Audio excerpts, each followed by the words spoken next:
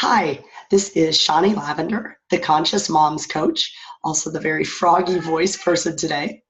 And I am delighted to be here with you today talking about fear-based discipline techniques and power. And I'm going to be talking, normally I direct my conversation to parents who are very clearly on a conscious parenting path, mindful parenting, peaceful parenting, people who resonate with those ideas. Today, and I'll tell a little bit about why I'm doing this way today, but today I wanted to talk, of course, to those parents who are firmly committed to peaceful parenting and being a really conscious parent. And then I also want to talk to those parents who do consciously, intentionally use fear-based methods in their parenting. And I'm going to talk more about that.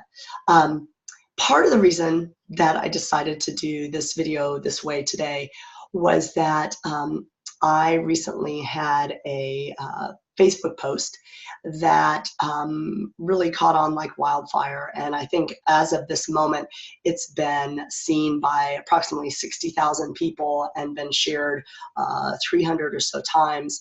And so, yay, I'm excited for that. I love to, support the conscious evolution of our species and the betterment of life for all of us.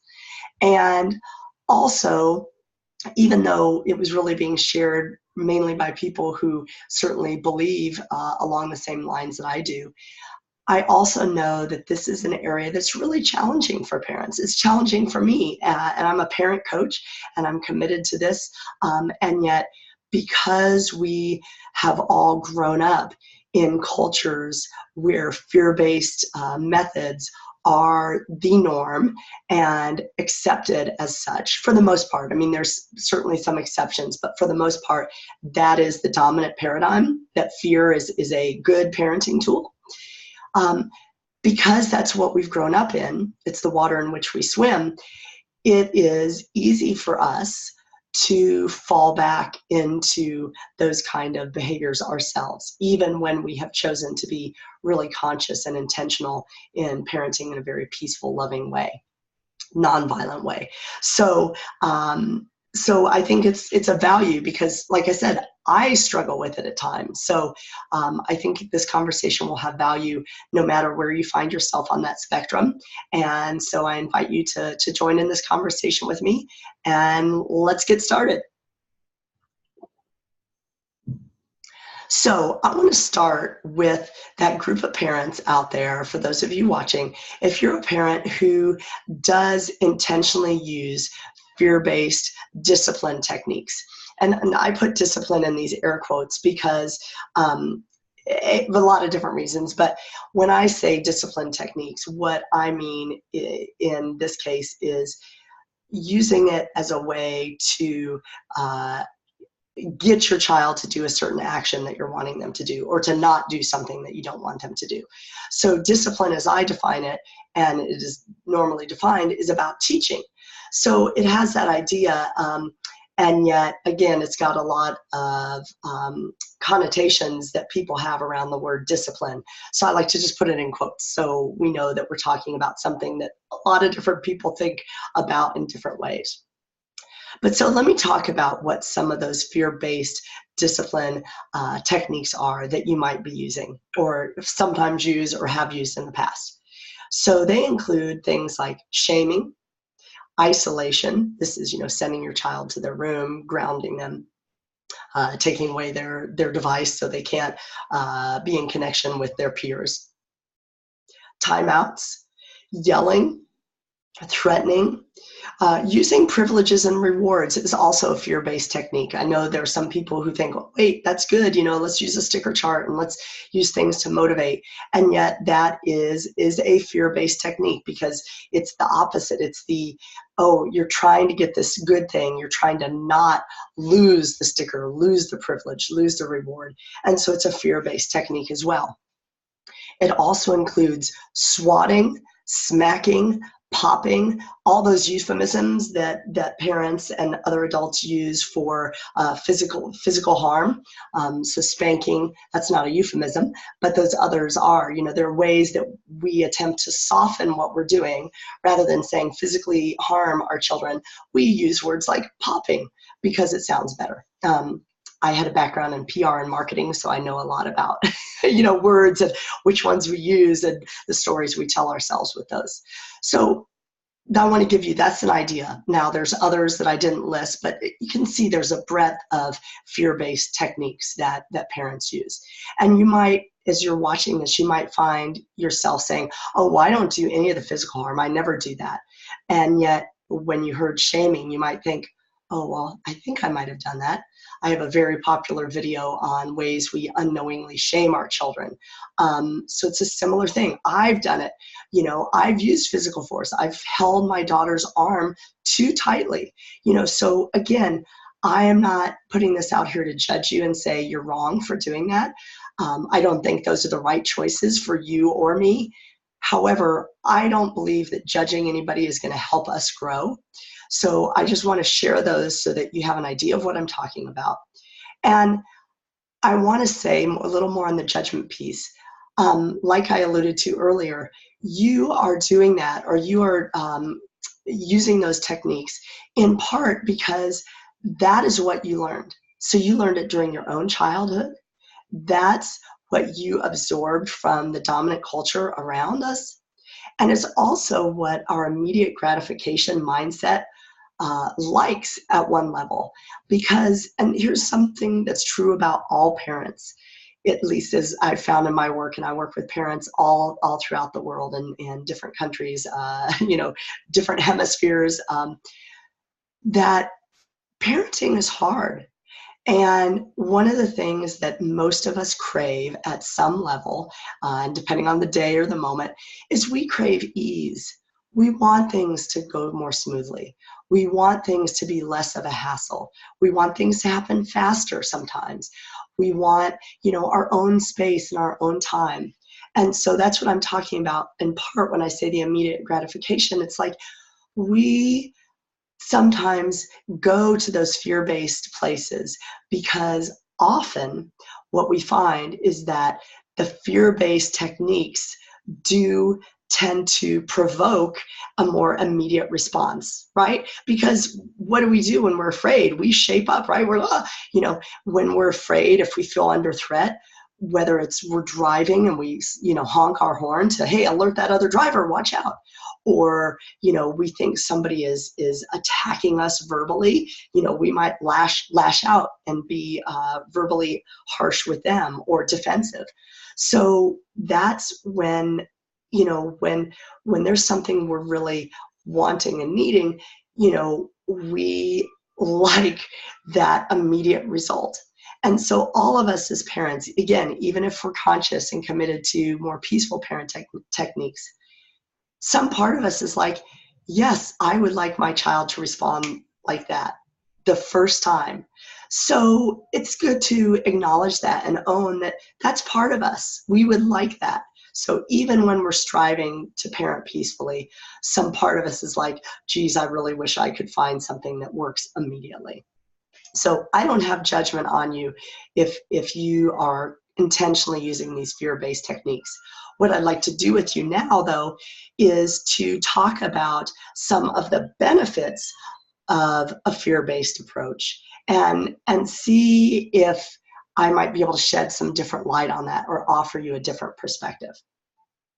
So I'm going to talk about the three benefits, quote unquote, that I think most parents, that this is part of their motivation, what keeps them using these fear-based techniques.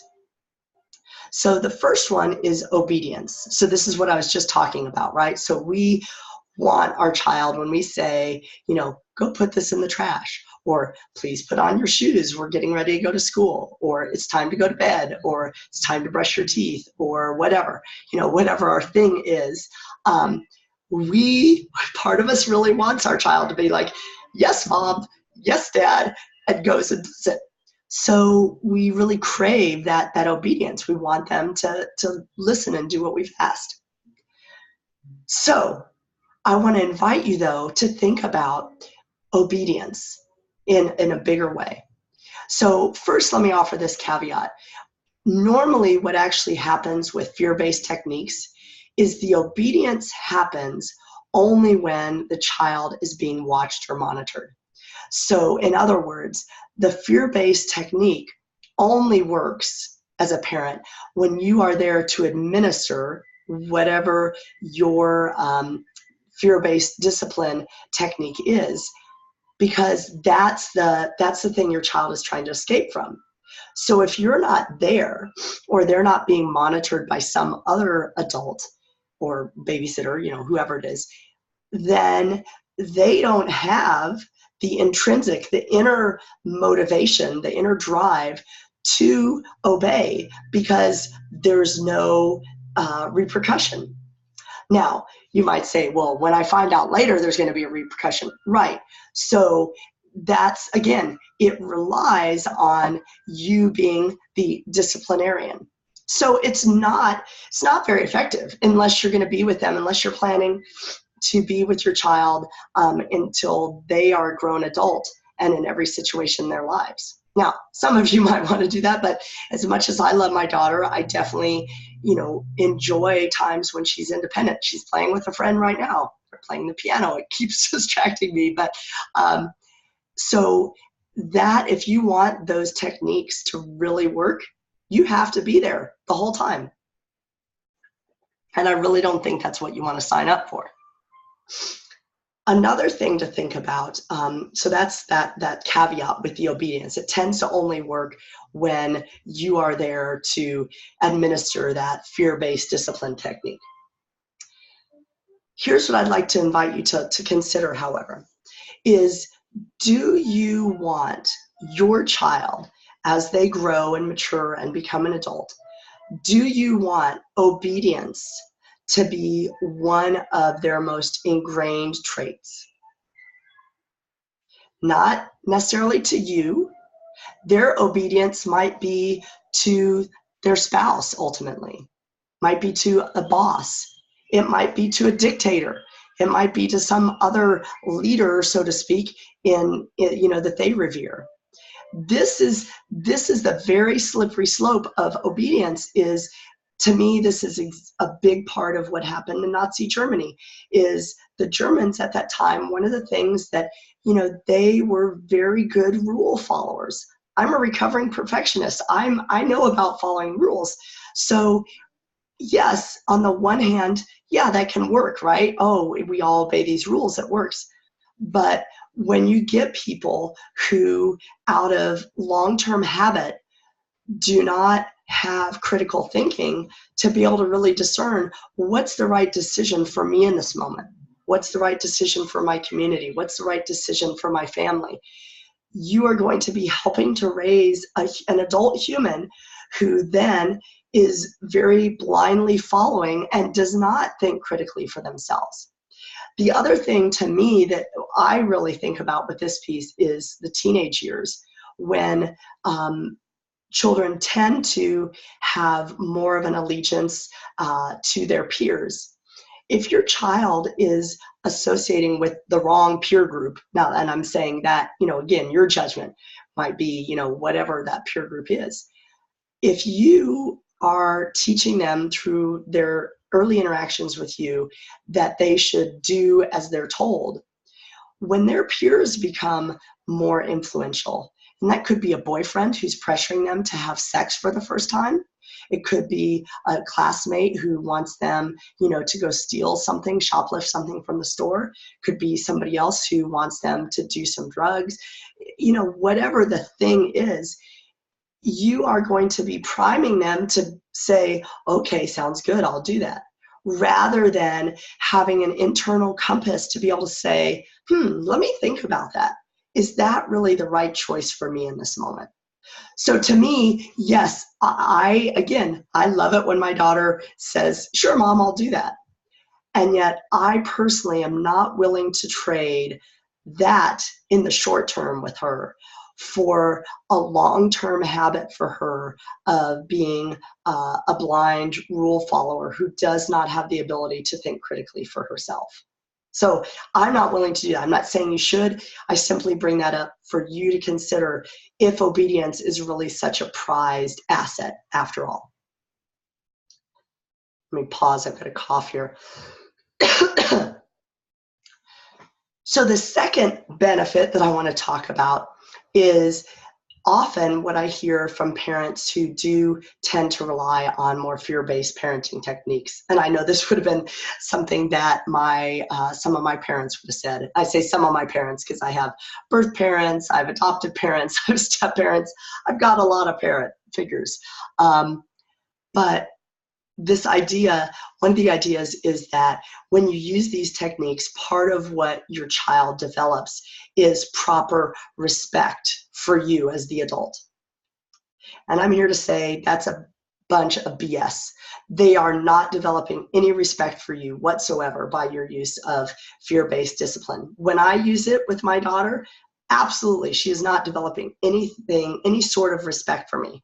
So that's a very big misunderstanding about what respect is. What children who have parents or other adults who use fear-based discipline on them are developing is fear. They're developing aversion, fear. That is not respect. Respect is something totally different. Respect is something that when you respect somebody, at one level, you don't care, you want to be good in their light, right? You want to be seen well. And yet on the other hand, you don't care what they think because you have this respect for them. You're making choices because you're wanting to do these things and to interact this way with them. That's what respect looks and feels like.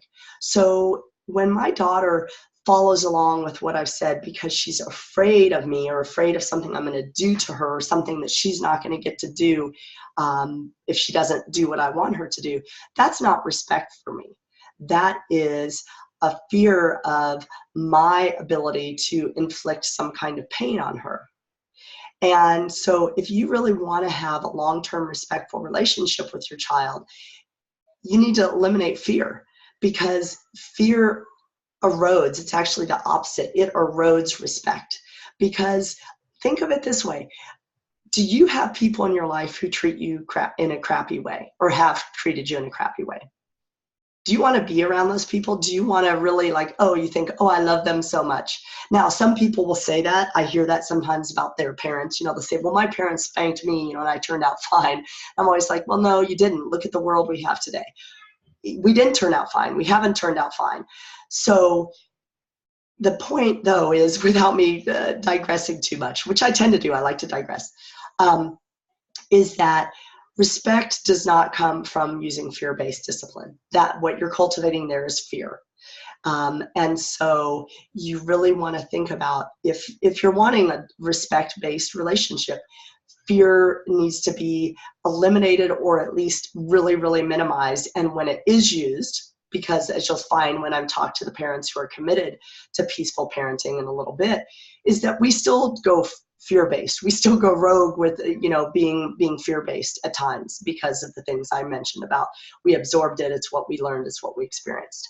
But you really want to minimize that. And anytime you do end up using fear, you want to heal that relationship. You want to apologize. You want to make amends, because that fear is going to erode. It's going to tear the fabric of the relationship you built. No matter what, it's going to do that. So if you want a strong relationship, it needs to be mended.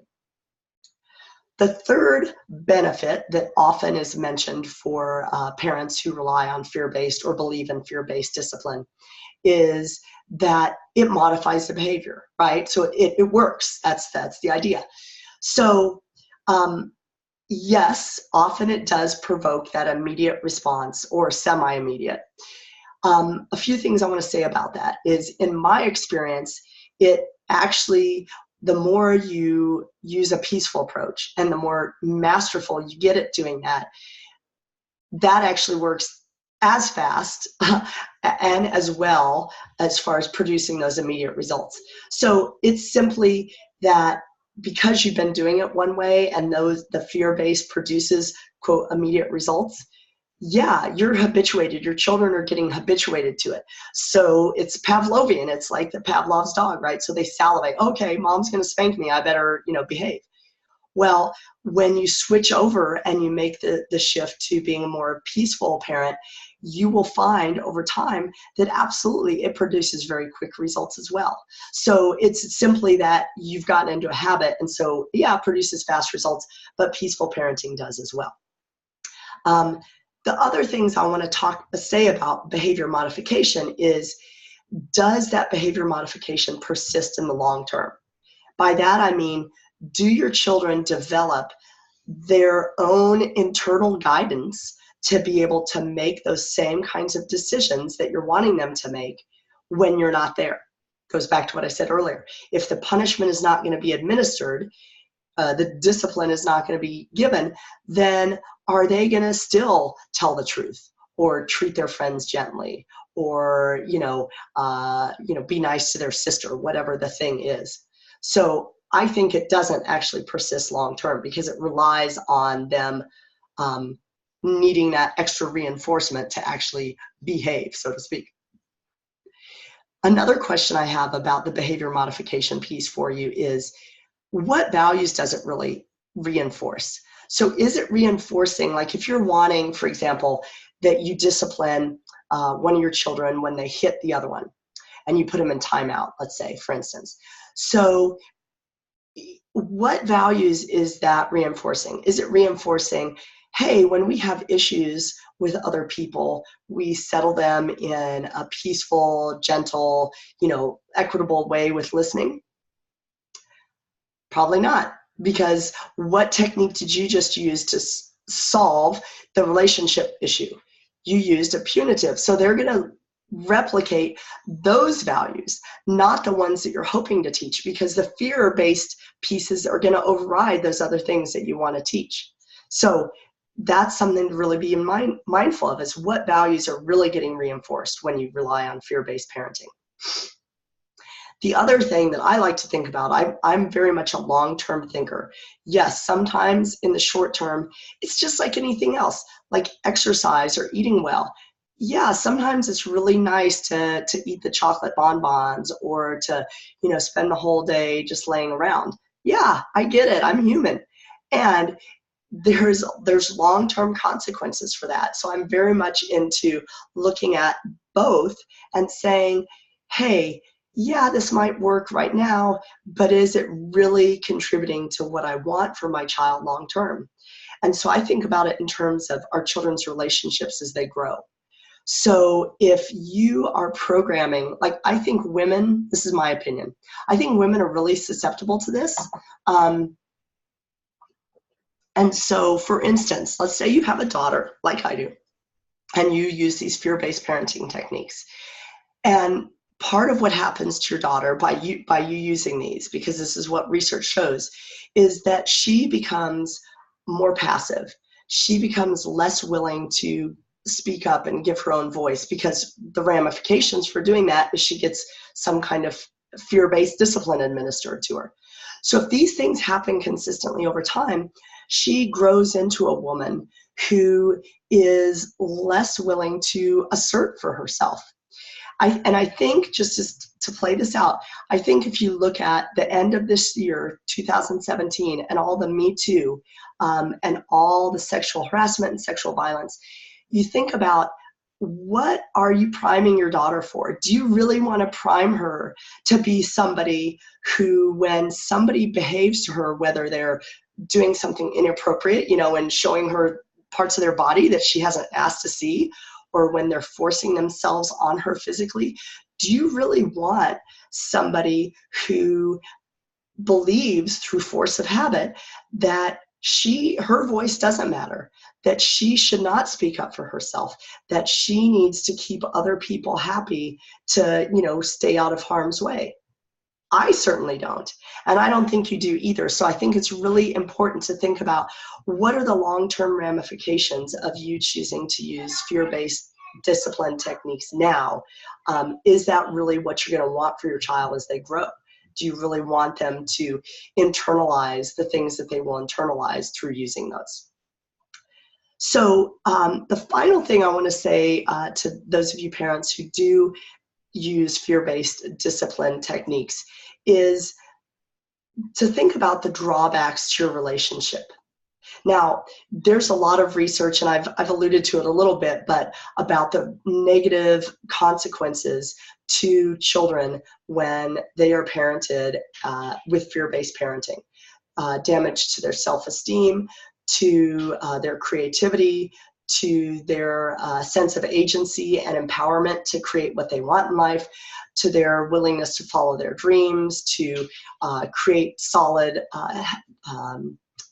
mutually beneficial relationships, respectful relationships. So there's lots of research out there, so you can look that up. I'm not going to talk about that right now. What I want to invite you to look at is your relationship with your child. And I've already alluded to this earlier, but I want to repeat it because I think it's worth repeating, is the damage that happens when you use fear-based parenting techniques. It's damaging, it's tearing the fabric of the relationship. So you and your child have a bond, and every time you use a fear-based parenting technique, your bond is broken. Now, sometimes it's broken really, in a big way. Sometimes it's a little tear, it's a micro tear, right? We get those in our muscles, right? Micro tears versus a big, you've torn your whole hamstring or ACL, whatever. That's not a muscle, but you know what I mean. But there's that damage. And so when you think about long-term, and you may have a different thought than me, and that's fine. Personally, for me, long-term, one of the things I want to do is I want to do my part as a parent to establish a relationship with my daughter in a way that as she grows and isn't dependent on me and doesn't need me, that she will consciously choose to still be with me and spend time with me and see me on holidays. Not everyone necessarily, but that she will want to have a relationship with me. So that's a selfish thing for me. And yet I want it with her too. Well, that's selfish too, but I want that relationship that we have to be strong and sustainable. And so I know that fear-based parenting techniques erode the trust that we have built with our children. And they create distance, and they decrease our ability to have an authentic relationship. So even though some of you who were parented by people who use these techniques, and you may still associate with your parents, what I find from most people is that there is underlying resentment. There is really a level of dislike there in that relationship. They're doing it more out of obligation. And so is that really what you want? Do you really want your child to come to see you or call you because I better call mom? I don't. I really want my daughter to choose that when she chooses it, because she chooses it. So that's my opinion. I'm not saying you should.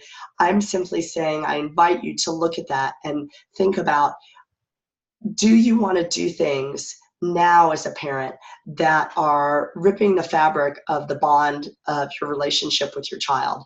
And, is that really what you want? So I put that out there for you. So what I want to invite you parents, those of you who do tend to rely on fear-based discipline, again, whichever one it was, whether it was spanking or timeouts or threats or yelling or removal of rewards and privileges, whichever one or ones that you use, I invite you to experiment in parenting without fear. And to me, what you want to do to make that effective is you want to learn more, because the fact is, if you're still relying on those fear-based techniques, you'd simply have some misunderstandings about human behavior, human growth and development, relationships, things like that. So it's not a judgment. It's simply you've got old data. You're working from a Betamax tape from 1980s. it's just outdated. So update your information. And one invitation I have specifically to you, and the information's in the description for this broadcast, is I'm doing a webinar next week, January 4th. It's next Thursday. And it's called Banish the Misbehavior Blues. And it's peaceful and effective techniques for addressing 3 common misbehaviors of our children. Specifically, the behaviors are aggressive behavior, not listening, and refusing to follow our direction. So if you find yourself challenged by those, or you'd like to get some more ideas on those, join me for the webinar. The link is there so you can join. It's free, and there will be a recording of it afterwards, so if you don't make it live. But beyond my webinar, learn more, get yourself some information, get in community with people who are parenting this way and who've already evolved and moved on a little bit ahead of you. Let them be your guides and your partners, because we all need it. I have my own coach. I have support because I know that as conscious as I am and as much information as I have, I'm not perfect. I'm not ever going to be. However, I know that I benefit from that support. So get yourself in community with people who are parenting this way. And so for that, I specifically invite you to join my Facebook group, which is called the Conscious Moms Circle. There's also a link in the description. And it's dads, you are definitely welcome there as well. But that is a group of almost 3,000 people from around the world who are striving to parent and live their lives in a very conscious, intentional way. So do those things. Learn more.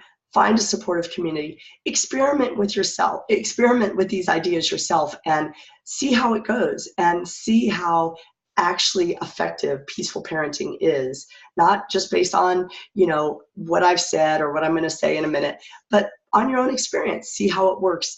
Also know that it does take a while to shift. If you've been parenting in a fear-based way, it's going to take you and your children a while to make that adjustment. So be gentle with yourselves and with them, and commit yourself and start practicing. So I'm going to pause. I'm going to go over to Facebook and see if there are any questions or comments. So hold on just a second. Actually, let me pause my recording. All right. So now for those of you parents who've been waiting patiently, who you're already, you're in my community, you're already committed to peaceful parenting in a conscious way, I do want to talk to you as well, because A, I want to talk to you. I love talking with you. B, I know you need reminders because I also need them. And so I'm going to share some ideas that I think will be helpful for you on this topic as well, even though you're already, committed to parenting in a peaceful, nonviolent way with your children. So I think, in my experience, myself personally, and with my clients, what I notice is I think there are 2 primary reasons that we sometimes lose our peaceful parenting intentions. And so I want to share those with you. So the first one is that we lose our connection to our power.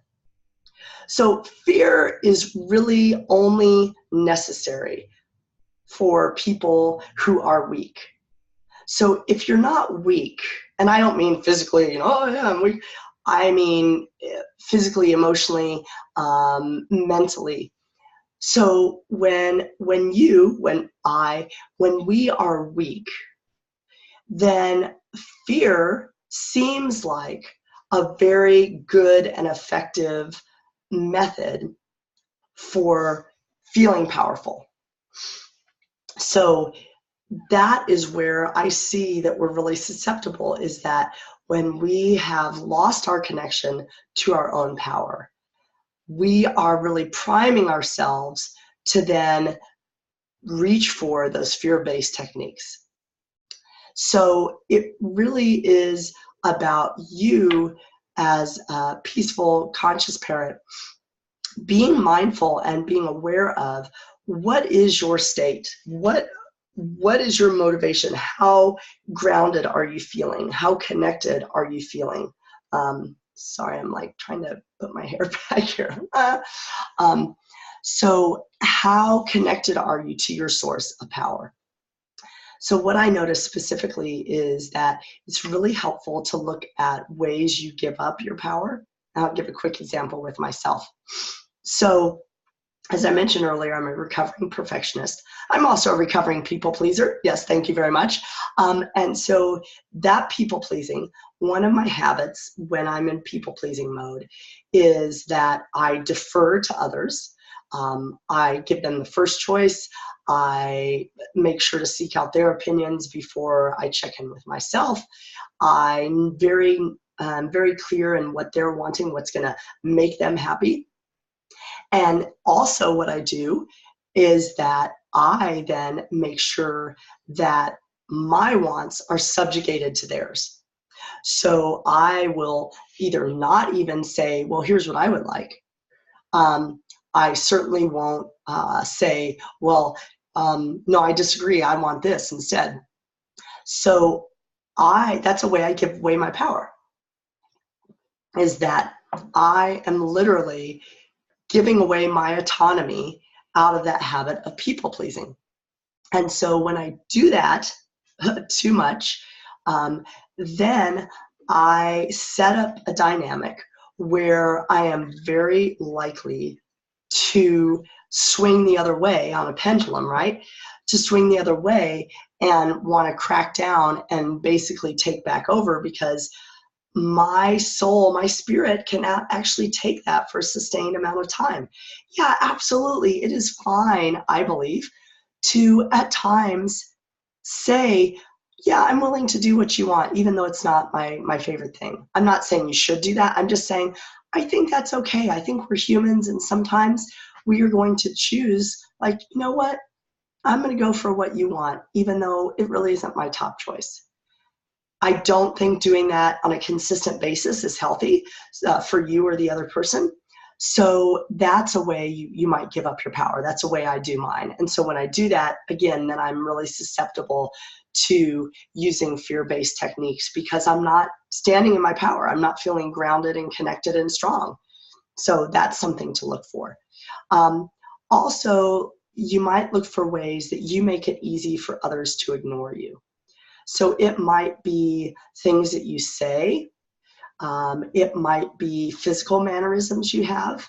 It might be a way that you talk. You might be a really quiet talker. You wait till everybody else has said what they say, what they want to say, and then you say theirs. And I'm not judging any of that. I'm simply saying I invite you to look at that as a peaceful parent, to look at that and see if when you do those things, are you more susceptible to reverting to fear-based parenting? And if you are, and I know you don't want to do fear-based parenting, then you want to look at the antecedent. You want to look at what made it so easy for you to grab the fear-based parenting technique. So that's a thing to look for, is look for ways you make it easy for others to ignore you. The final thing I invite you to look for, hold on, look for a cure for my cough. Nah, that's okay. I mean, if you find it, tell me. I'm doing a lot of things already, but if you have any ideas, feel free to share. The final thing that you want to consider is, what beliefs do you have that are about your own unworthiness? So these are things that have been long-standing in your life, usually developed in young childhood. And so when you have these beliefs active, if you haven't worked to change them or change them enough, they are still there, ready to be poked on. And so if you are in a place, for whatever reason, I personally was just in this place a couple of weeks ago with my husband, and I very much was going into this place of, I don't matter, I'm not worthy. Awful.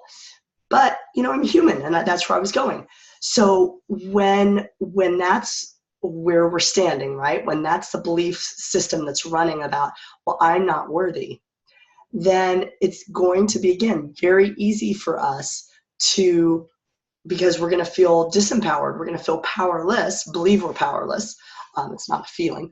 And so, again, in that weak place, we're going to be looking for, what can I do to feel strong again? And again, fear is, whoa, it's so powerful. It's like whatever best drug for, feeling powerful. It's like, make somebody else feel fearful. You're like, I'm the queen of the world, or I'm the king of the world. You're not.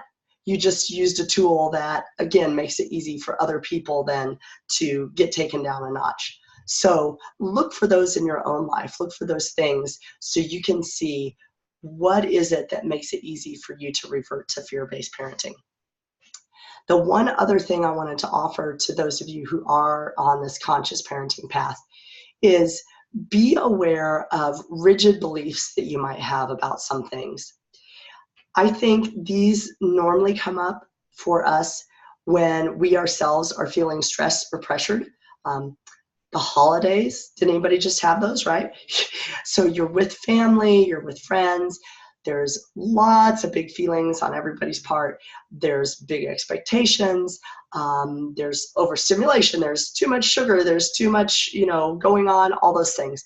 So in those kind of environments, what I find makes it easy for most of us to go into is we sort of lock into these have to, must, should, ought to ideas. And so we get them, and we get them about ourselves, we get them about the situation, we get them about our children. And then when we get them about our children, what that tends to look like is unrealistic expectations. So, we are demanding of them really too much. And so in that place, when we're in that place of rigidity and these things must happen, then it's sort of a do or die type situation. And in that way, again, because this is what our neurological system does, we're going to go to what seems like the most efficacious tool we can come up with. And fear, again, is going to be the low-hanging fruit, easy to grab. It's what's in our systems already. So it's easy to just go, oh, that's what I'm doing, because I'm under pressure. And so I just grab the closest thing to me. And so I end up not parenting in the way I want, the ways I regret. So I invite you to look at those things about, okay, are you in a place, environment, a setting with people, however it is, that you notice you feel more constricted in the ways you think are acceptable to be, the behaviors you think are going to be acceptable from you or your children, and do things to work with those so that you don't then lock down into the set of beliefs that's going to make it easy for you to jump to a fear-based parenting technique that I know you don't want to use. So for you parents, what I invite you to, it's similar with the other parents, but I invite you to notice. Take time today, take time the rest of the weekend, the rest of the week, the rest of the year. Notice when you're really feeling solid in yourself. Notice what that feels like, where you feel it in your body. What are the thoughts that go through your head when you're in that space? Really get very well acquainted with what your empowered state of being is. Also, get really familiar with what is your disempowered state of being. What are those thoughts that go through your head? How do you carry your body? How do you comport yourself? What are the words you say? How do you say them? I know for me, like when I'm not feeling powerful, I try and compensate, and this is an unconscious thing, but I try and compensate by being very directive. I just give orders and tell people what to do and how to do it. Because that, in my mind, my experience, that's the powerful thing to do is, be the drill sergeant. So no, it's not, but that's a clue to me. When I hear myself talking in that way, it's a clue like, oh, I must be feeling really weak right now. So what can I do to empower myself so I don't get into this crappy thing of barking at my family like they're a bunch of Marine recruits, because they're not. So I invite you to do that as a conscious parent. Notice when you're really feeling solid, what it feels like, what it sounds like, what you look like, what you sound like, and notice the opposite. When you're not empowered, what do you sound like? What do you look like? What do you feel like? Where do you feel it in your body? And I'm looking down at my notes. I'm like, what was the other thing I wanted to say? And notice any limiting beliefs that really prime you to revert to those fear-based techniques. So, it could be any combination of I'm not worthy, or I'm not good enough, or nobody loves me, or I'm the only one working hard around here, or, my kids don't care about me, my spouse doesn't care about me, whatever it is, you know, woe is me, I'm a single mom. Woe is me, I'm a working mom. Woe is me, I'm a mom with 4 kids. Woe is me, I'm a mom with only 1 kid. Whatever your limiting beliefs are, you want to find those so that you can root them out. I've got some other videos. I did a tapping, EFT, I think last week. So you can look at that. Tapping is a great tool. EMDR is another tool I highly recommend. Journaling, and working with a coach like me who has a lot of tools to share, working with a therapist. Do healing work and get rid of those crappy beliefs because they're not serving you. You should have returned them a long time ago. They didn't fit for very long, and so they're outdated and they don't work. So return those and get some new beliefs going on that support you to be the parent that you want to be, and be the person you want to be. So please also, if you're a conscious parent and you're not already a member of the Conscious Mom Circle, check that link and join the circle. Love to have you with us.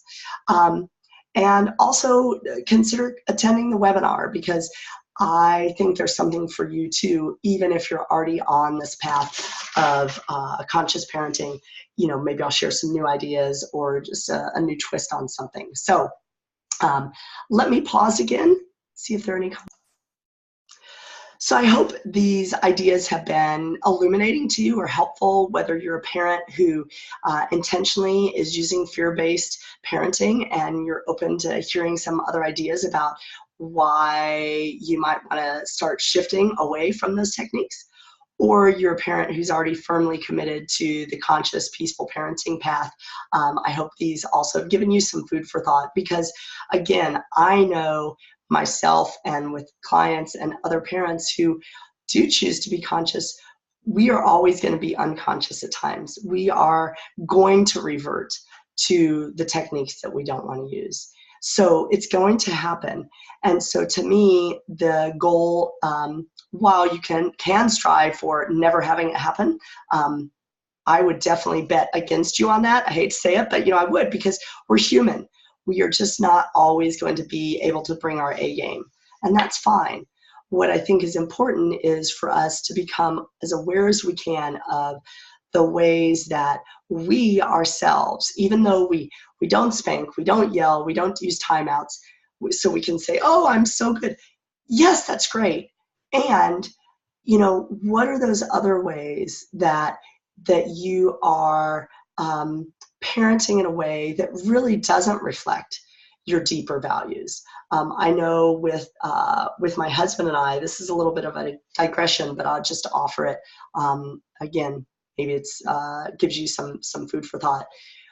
Just recently, I was remarking, our daughter's 7, and she had been asking me the other day about, could she eat a certain something?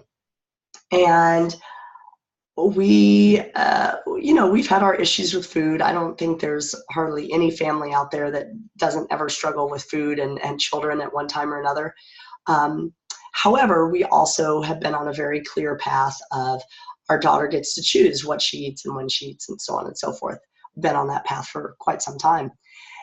And yet, as she asked me this question, I was like, why is she asking me? I just had that thought of like, this is weird. She's 7.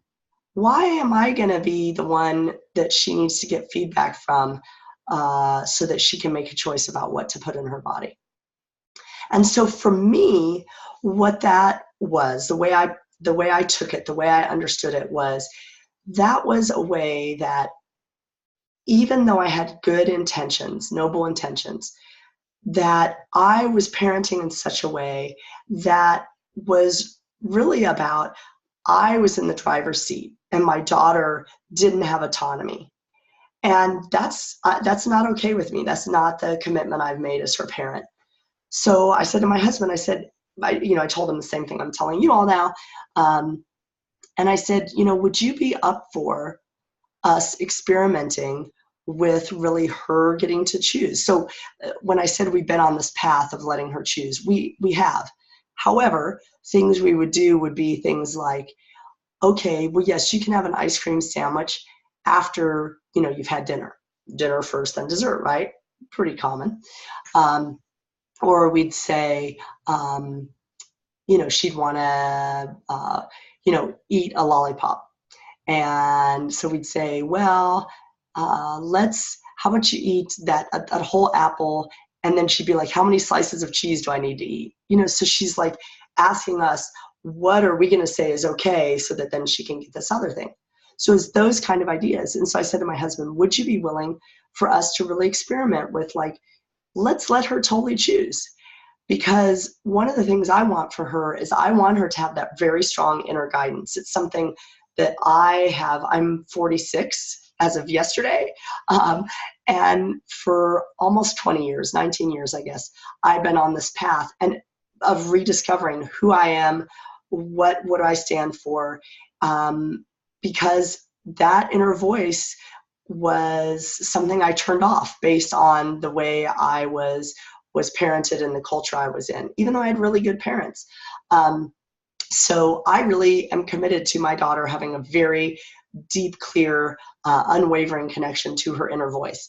So for her to need to substitute our voice for hers is not okay with me. So I said, are you up for this? My husband said, sure. So what we've been doing with her in the week or so since this has come up in our family is that when I talked to her about it first, so it hasn't always worked out like this, because I said, hey, we want to do this and such, and explained it to her up front. However, when she has, as she often will do, said, well, can I have this or can I have that? I will say something, or my husband will say something to her like, well, what feels right to you? Or what do you think? And sometimes she'll say, like this morning, she had a little bag of gummy bears, and she was wanting to eat it. And so, I said, well, what do you, and she'd asked. And so I said, well, what do you think? And she says, I think I'll have apples and cheese first and then the gummy bears later. I was like, okay. And if she had said, I'll have gummy bears first and apples and cheese later, I would have hopefully been also, okay. So I forget why I started offering this, but exactly. But, to you conscious parents, light bulb. So all of us, I believe, and I see, do things. So even though we may not do all these behaviors, and we may say, oh, yay, good for me. Hey, good for us. Absolutely. I believe there are still ways that we parent that aren't really fully aligned with our values, that aren't really about what we really want to create and go for with our children and what we want for them in their lives. So I invite you to be conscious, continue to deepen your awareness about, are the choices you're making in your family right for you? Because that's what matters, not what I think, not what any author thinks or any other, parenting person. Who cares? It's what really matters to you, what is right for you and your family and your children. So I invite you to find that. I invite you, if you want support in finding that, because a lot of parents are really lost in that. They don't know. They have, it's like, oh, wait a minute. No, now that I've become a parent, okay, what do I want? What am I going for? And so if you want some guidance on that, or you want some support, connect with me, reach out to me for a complimentary session, or again, join the Conscious Mom Circle, get some feedback from me and others.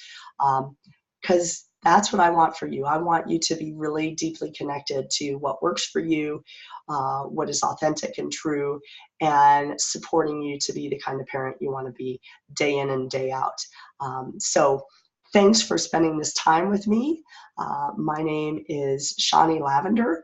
I am the Conscious Moms Coach, and you can find me here normally on Thursdays, or if you're watching this on YouTube, you can find me on YouTube. You can subscribe to my channel. You can find me on my website, ShawneeLavender.com. You can find me in the Conscious Moms Circle. You can find me at my webinar next week, January 4th. I'm in a lot of different places striving to support conscious parents and parents who could become more conscious in bringing them their best selves forward for the benefit of their children and themselves and our whole planet, because we are evolving our culture one day, one family, and one person at a time. I'm Shawnee Lavender. I'm the Conscious Moms Coach, and thank you so much for spending this time with me today. Take care. Bye-bye.